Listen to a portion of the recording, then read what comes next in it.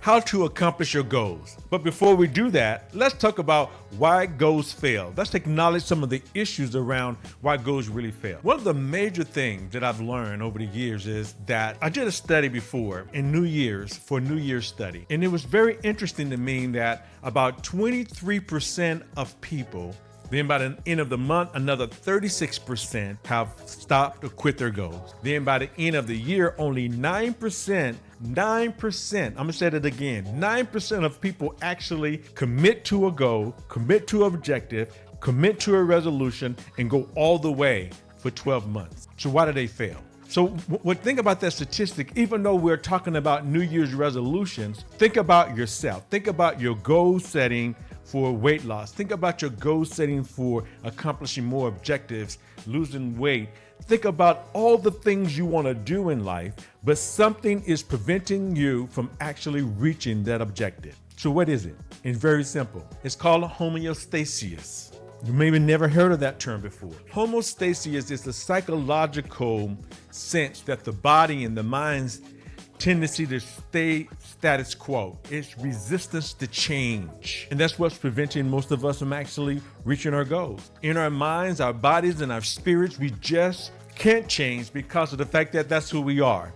Now, we can change if we change who we are, but right now, where you are right now, one of the reasons you might be failing in your goals, you can't reach your objectives, is homeostasis. Let me give you an example of that. Statistics show that about 70+% of people who win the lottery, millions of dollars, within 7 years, they're broke again. Back at the status quo, back where they're comfortable, back where they feel like, okay, I feel good about this. Professional players, professional basketball players, and professional football players, about 60 to 70 to 80, 70% of those guys, after they retire from professional football or baseball, whatever it is. So what happens is that's the resistance to change. And that affects us in a lot of many ways. So when we think about that, what is it that controls all of this? It's our mind. And here is our model of the mind. If you could think of a model of a mind, think of an iceberg, like a huge iceberg, and at the top you have the tip that's showing, and then you have the water that's hitting the tip, and then underneath is the big portion of this iceberg. And I want you to picture in your mind, there are 3 sections to that. The conscious mind is at the top. It's only like 5% of this iceberg is actually showing. Then think about the water. That's where the critical mind, that's where that's the filter, that's where the water hits the tip of the iceberg. Then beneath that is your subconscious mind. So think of this like this. 5% of your mind is conscious. That's your reasoning, analysis, willpower, logic, and decision making comes from that 5%. Then it goes to the critical mind, or the critical faculty. That it filters out. But what happens in this filtering process, it deletes, it distorts, and it generalizes information based on your perception, based on what your beliefs are. Another fact is this: we have 2 million bits of information coming to us every second. 2 million bits. We can only process about 126 bits of that information. What does that mean to you? What that means is that if me and you are looking at the same incident or having the same experience, my version of it is going to be different than your version of it, based on my beliefs, my values, my memories, my decision-making, my language, time, matter, and space. So this could get really deep in the sense that in your subconscious mind, all of this programming is underneath that causes you, that forms these knowns, that causes you to have this feeling of homeostasis. It's comfortable. I don't want to change. That's why you see people who are smoking, even though on the conscious level, they want to quit. I want to quit, I want to quit, I want to quit. Subconscious, I'm comfortable. I love the way that the fact that I'm breathing in and breathing out this dirty stuff, but I like that. I'm comfortable with that. Have you ever been in a relationship where you know the person you're in the relationship is not right for you? You know that. I mean, from the depths of your, consciously you know it. All of your friends are telling you this person is not right for you on a conscious level, but on your subconscious level, it feels comfortable with that person. You tell yourself, well, at least I know that person. And that what prevents you from actually moving forward. Homeostasis. The knowns, the things that we are very comfortable with, prevents us from moving forward. And it also prevents us from reaching our goals and objectives. Now, so in the subconscious mind, you have known associations, you have beliefs, you have values, you have attitudes, memories, decision-making, language, matter and energy and space and time. One of the things I want to talk to you is your values. Your values are your deepest level programming. That's what tells us what's most important to us. It determines what you do with your time, and also it determines how you evaluate the time that you actually spend. It's usually like a single word or a phrase, a short phrase that represents a picture or internal representation of what's actually being run in your mind. So your values, the deepest level programming, is what part of the reason why you can't do what you want to do or can't reach your goals or objectives. That's why a lot of goals fail. Because when you look at the values, when there is a programmed conflict, your conscious mind has a desired behavior, wants to accomplish it. That's your goal setter. Your subconscious mind is your goal getter. But when one is going up, your conscious mind and your subconscious mind is going in a different direction, your actual behavior, it prevents you from actually achieving your goal and objective. So there you go. So we have a program conflict that prevents you from actually reaching your goal objective. If you think about two lines, if I had two blue lines, one, the bottom blue line, think about it like this. If I wanted to lose weight and I want to weigh 195 pounds, that's my goal. My threshold value, my threshold where I'm comfortable right now is 210 pounds. If I go below 210, that means the sirens are gonna go off, the buzzers are gonna go off, the lights are gonna be turning, and all hell is gonna break loose, because that's way beyond where I feel like I'm comfortable with. So I start my goal, go and start losing weight. As soon as I get close to about 199, I get comfortable, or I get uncomfortable really, and all of a sudden I stop doing what I was doing, and my weight goes back towards the 210. Now, as soon as I get close to the 210, then the bells go off again, the sirens go off, the lights are turning. It's like, oh my God, I got to do something. I got to start back exercising. I got to start back eating right. And so it goes back up again, but it doesn't pass that blue line. That's the status quo. I'm uncomfortable if I pass the blue line. I'm uncomfortable if I go past the bottom line. So I keep going up, down, up, and down. But when we align your values and your beliefs, and your subconscious mind is aligned with your new behavior, what happens is that this breaks through that top blue line and it keeps going. Let's use the same example of values out of line when it comes to money. Money is a beautiful thing. Now, there's a lot of things that could be wrong with money as far as your beliefs and your values, and we'll talk about that in a second. But with money, the same thing. You want to make $100,000. That's your top. Right now, you're making $50,000. If you're an entrepreneur in sales, you know at any time you turn on the juices and you can turn it on, and there you go.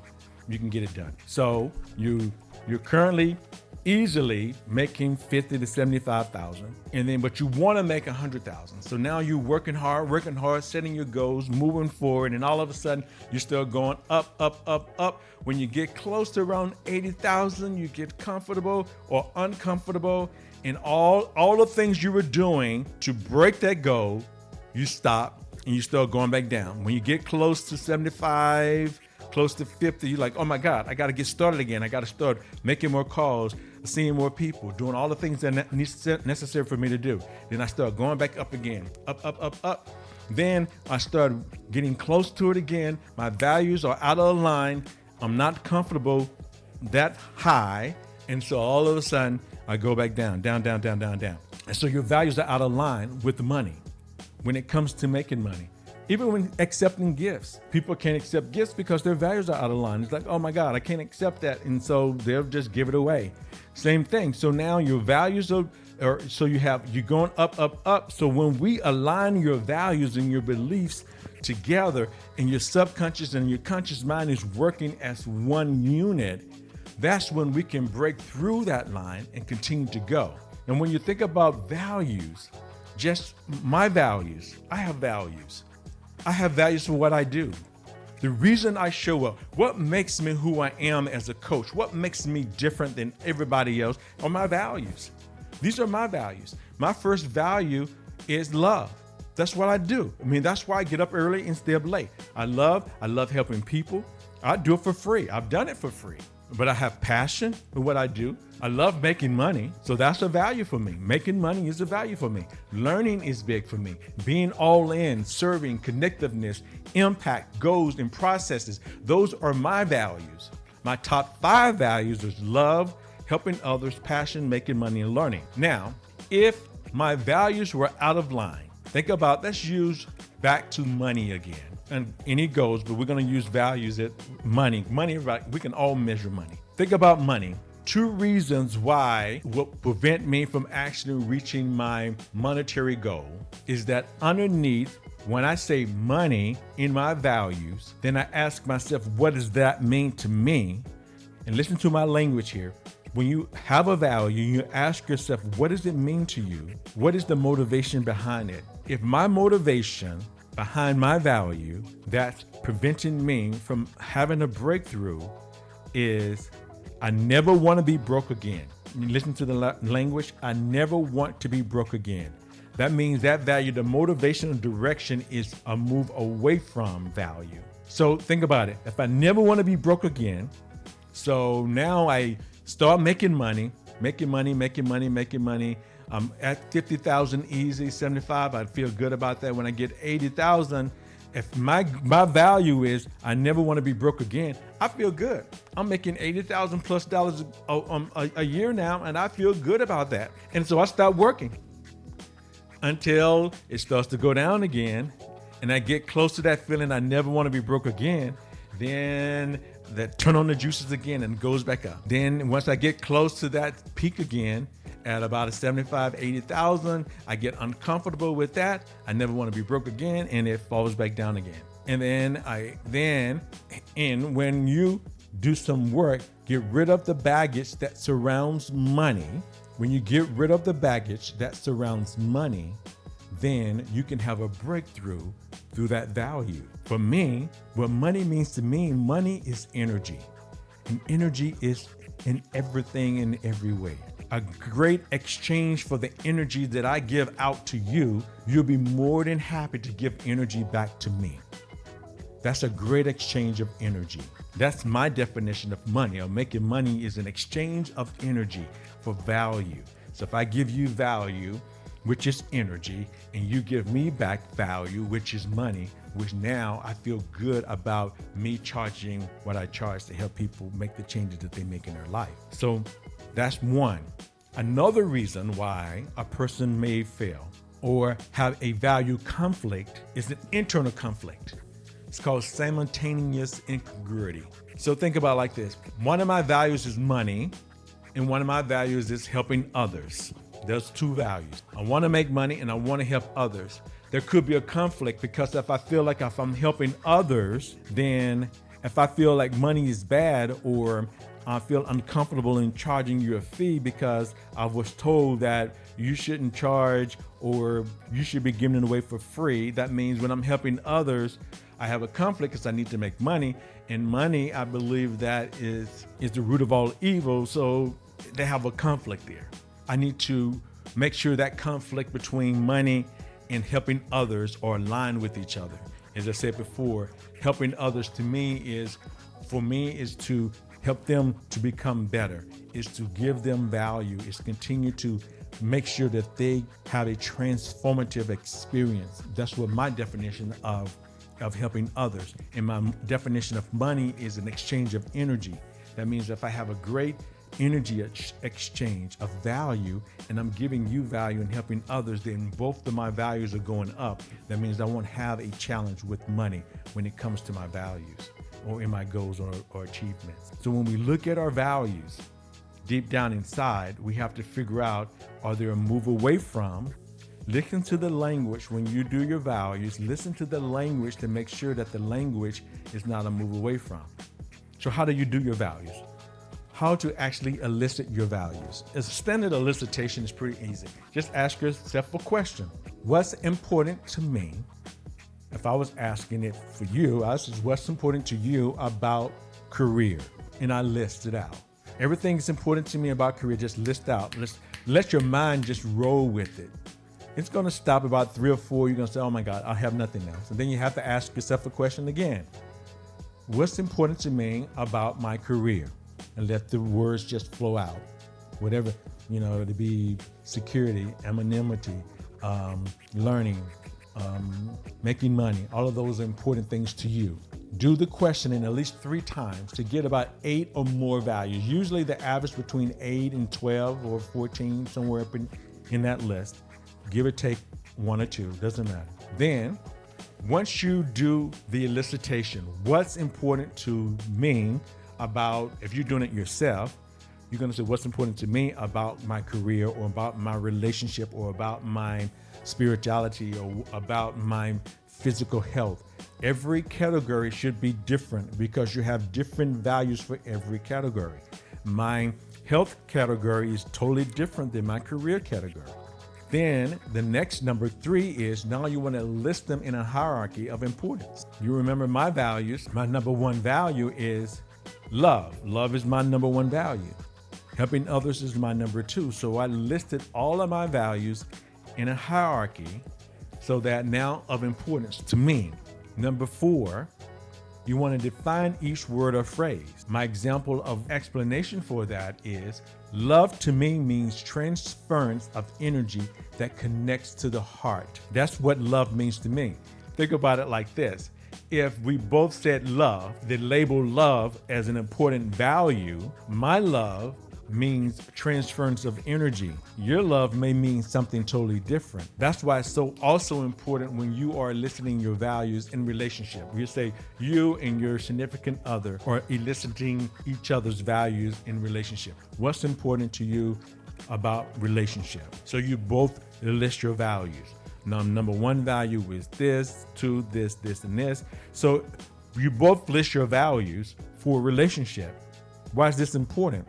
The reason this is important is when you both elicit the values when it comes to a relationship. So we're doing relationship values. You want to make sure that your relationship is stay harmonious. In your relationship, you got a great understanding with each other. You want to elicit each other's values in relationship. Your values that's important to you, she or he elicit his values, what's important to them. So both of you guys will elicit each other's values. About 8 or 9, just run through it. Once you get the hierarchy, you want to define each word because your label for that word could be totally different than the label that your partner gives for their word. Both of you guys could have love as a number 1 value. You look at that word love and says, wow, yes, we both have love as a value. And when you both define that word love, you'll find that both of you guys are talking about 2 different things, 2 different loves. That's why it's important for you to find that word. That makes sure that you are speaking the same language as your partner. Now, number 5, you want to determine if it's a move away from, motivation-wise, is it a move away from or a move toward value? Give you an example of that. If your value in your relationship is love, and when you define your love, you said, I never want to be hurt again because I want to make sure that I can trust the person. Everything I said right now is a move away from. I never want to be, listen to the language, anytime you have a not, I never want to be hurt again, and I want to make sure that I can trust the person. You remember the up and down? That's why sometimes relationships don't work. You have the up and down, up and down, up and down. The same thing is that your value for love, or the word that the label that you're using for that term, has a lot of move away from. That means that when you get close, far enough from the pain, you're going to stop doing what you're doing. Number 6, now you want to utilize your values in a paragraph, and utilize them in a paragraph. And I'm going to share with you my values, and then we'll go from there. And it's the same thing. This is why people fail in relationships. This is why people fail in their goal setting, is their values. So just to give you an example again, my values, my personal values for my career is love, helping others, passion, making money, learning, being all in, serving, connectiveness, impact, goals, and processes. So once I have my values, I've defined my values, I've gotten rid of all the unnecessary baggage, and I've changed the language within the definitions of each value, then I can utilize it in a paragraph. So this is my paragraph for my values. I'm a human potential coach. I transfer love and passion to people I serve. Love is one, passion is one, serving others is one. Because of the impact I make on individual lives, my clients freely exchange the energy of money with me. Remember, making money is a value for me. So I make an impact, which is giving value. I make an impact on individuals' lives. My clients freely exchange the energy of money with me. I wake up each morning ready to go all in. Setting meaningful goals and learning new things are ways I continue to expand, grow, and connect with others in a meaningful way. Connect is a value for me. Learning is a value for me. Setting goals is a value for me. My processes support me in being the best version of myself because they free up my time to be present with my clients. So when it comes to you reaching your goals, what is that preventing you from reaching your goal? Two reasons could be, number one, you have a misalignment in your values. Is usually the biggest challenge within your subconscious mind. Or overall, just subconscious programming could be at fault. Whichever it is, you have an opportunity to meet with me for a free consultation. Just click on the link below and set up a meeting where we can talk about where you are now and where you want to be. My name is Curtis McCullom, your human potential coach, always here to help and serve to make sure that you are the best version of yourself. Make it a great day.